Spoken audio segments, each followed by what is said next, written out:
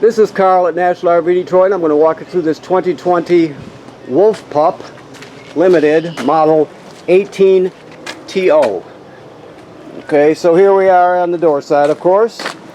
You got regular scissor type stabilizer jacks. They take a 3/4 inch socket or a 3/4 inch crank. It comes with a crank, of course. You've got a power awning with LED strip on it. Outside speakers. That is video out there, and that is power there, and a TV mount. If you wanted to hang a TV out here, you can do that. You have tie-offs, of course, for your dog if you have one. Let's see here.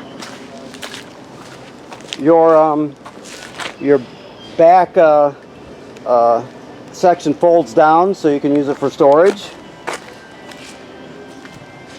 Okay. Now,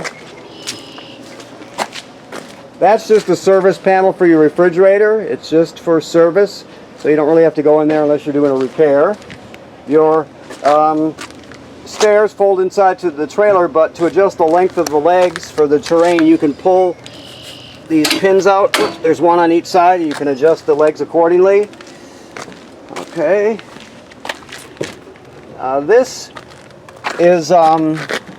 This is just in case you want to get a solar panel to charge the battery.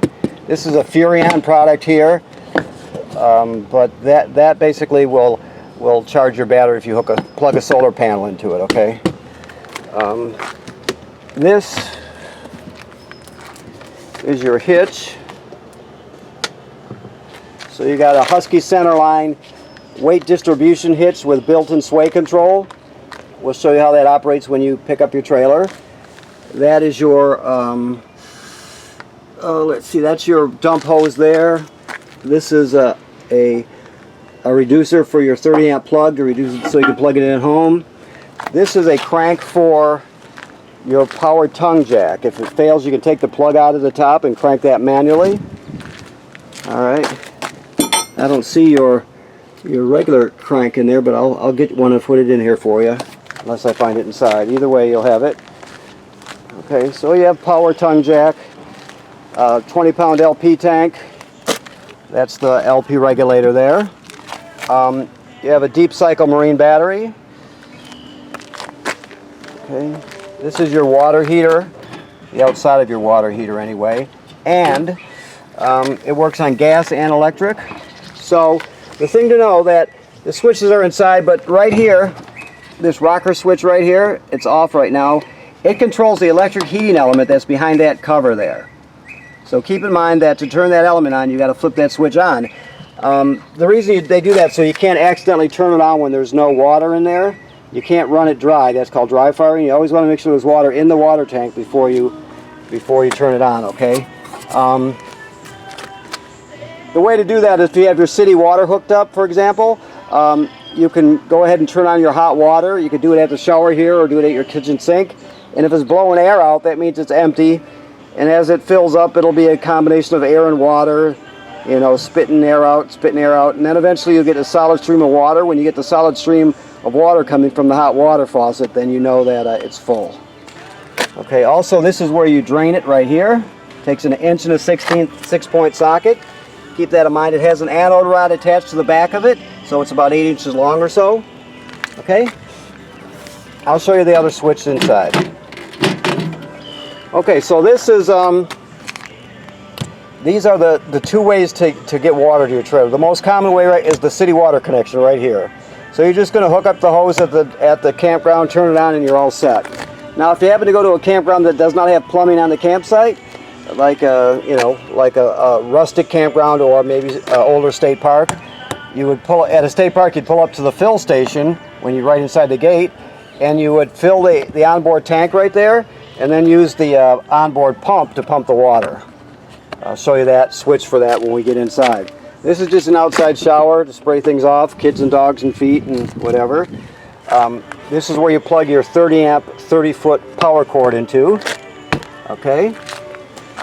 This slide out, just so you know, it's called a Schwintek slide. So it's there are different types of slide outs. This one is owned by Lippert now, but it's still, people still refer to it as a Schwintek. So you know, it's got 2 motors in it, one on each side. They synchronize with each other. So keep that in mind. Now, down here, you have your dump valves. That's the gray valve on this side. On the left side is the black valve, of course. The larger valve is always the black valve. And so you put your hose on there, put it in the dump station. The black is toilet water and waste, and the gray is sink and shower water. So you'll dump the black first, all right? And then when it's done dumping, you will dump the gray tank, and that is, it's cleaner dirty water than the black, of course, so it'll just clean it out somewhat. All right? Okay. Now let me look around here, make sure I don't forget anything. Okay, good. All right. So let's walk around a little farther. Now you have, when you own a trailer, you have to inspect the roof. The manufacturers state every 90 days you should inspect the roof. So you can walk up there, no problem. You or somebody else has got to go up there every 90 days, figure in the spring, in the middle of summer, in the fall. Look around at the sealant on the roof, the lap sealant up there. Make sure it's no cracking or separation starting. Make sure no road debris flipped up there and damaged the rubber roofing, and make sure that a low branch, for example, didn't hit a vent cover and break it. Just give it a good inspection, make sure everything's in good shape. If you see an issue, get it taken care of immediately. That's important. People do not inspect their roof enough, generally speaking, of course. One more thing, this is the vent for the range hood. You can see there's a baffle in here, and it flaps freely. You want it to flap freely when you're venting. If you're not, shut it. So it's shut when you're traveling down the road or in storage, whatever, and open it up when you want to vent to the outside. Okay. It's cleaned in here. I can see it. I got a clean towel here. I don't like to get my footprints in here. So, okay. Of course, this turns into a bed here. You just pull it up and over. You got an instant bed. You have another one here with storage underneath. You can access the pass-through storage in the front, of course. Right now this trailer is in camping mode. It's been de-winterized, so there's no antifreeze in the system. It's ready to go, so keep that in mind also. Alright, so this device here is your power converter. This converts AC to DC power. So right here, when I open it up, you've got 110 AC circuit breakers right here, just like you'd have at home. And they're labeled here, okay? Then it's turned to, it's converted to 12 volt DC on this side. So you got 12 volt fuses here, and they're all labeled. So this is where the 12 volt power comes from when you're plugged in. When you're going down the road, the 12 volt comes from your battery, which is being charged by your tow vehicle's alternator. So, okay, just keep that in mind. This is a battery charger, a battery tender. So when you're plugged in, it'll sense how much energy your battery up front has or needs, and if it's low, it'll send 10 amps or whatever it needs up there. If it's topped off, it'll just trickle a couple. So it's sort of smart that way. Also, if any of these blow, they'll light up, and the fuses, I mean, and you'll be able to see them through this tinted plastic. Okay.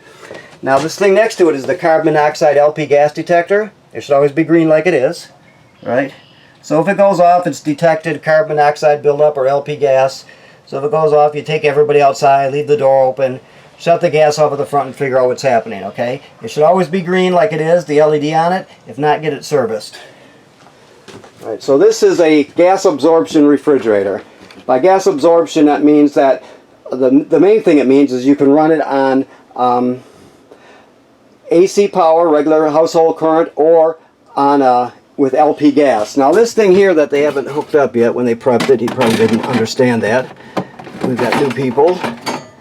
So this is called a thermistor, right? This is how you set the temperature. It actually, I'm going to have to set this down. Hopefully you can see it when because I need 2 hands there. But I'll try and do it in front of the camera. This thing, which is the thermistor, let me see if I can move a little bit. This is it right here. It goes into this clip right here. Then the clip clips onto this fin on your refrigerator here, and then you slide it up as pretty much as high as you can go with it. The higher it goes, the cooler the refrigerator gets, right? So there's even a sticker here: higher, cooler, lower, warmer. So you're just going to have it up as high as you can get it. I mean, sometimes when it's cold outside, if it starts to frost up, you can back it down, but generally speaking, you're going to have it up all the way, okay? Now, the controls are here. That's on, of course. You got 3 options, auto, or actually 2 options, I'm sorry, auto or gas. Auto means electric. They call it auto because if it can't find electricity, it'll automatically switch over to gas. So that's where you pretty much want to leave it. The good thing about it is if it's a hot day and you leave early in the morning and you're out adventuring for the day, and halfway through the day the campground loses its power, let's say, it'll automatically sense that and switch over to gas so you don't spoil the food in your refrigerator. So that's where you want to leave it. You can turn it on gas just like that. If this check light was to come on, it means it faulted, it didn't light. But it's best just to leave it on auto. Okay. This is just your thermostat. It's just an analog thermostat just for the furnace. It clicks to the left like that. That's where you should keep it when it's off. It should always be clicked over. You can turn it on that way, but just shut it off, move it to the left till it clicks. The controls for your air conditioner are on the air conditioner itself. So this is your panel, control panel here. To light the water heater on gas, you go like that. I showed you the electric switch was in the lower left-hand corner out there. To run your water pump, it's like that. If you're pumping water out of the tank. If you're using city water, you don't have to worry about it. You'll also use this pump for winterizing when you winterize the trailer. And then you can just check all your levels. Your battery, black, fresh water, gray water. It graduates up in 1/3 increments. They'll light up as it fills. So when you get past 2/3, you got to start thinking about dumping the black and the gray tank. All right. This is your sound system here. So basically, you can stream off this this USB port here. You can put all your albums on one stick and take them with you. It also has Bluetooth, so you can stream wirelessly from your phone or your tablet or whatever you have. This is an HDMI in. So if you want to go into the system, let's say you have a portable Blu-ray player or something, or CD player, something like that. You can go straight into the system right there if you need to. It also has 2 speaker zones. One is inside the trailer, 2 is outside the trailer. AM, FM radio, so it does a lot. Everything you need to do camping and then a little bit more. Now this is for your, I don't think I talked about this. This is your slide out switch here.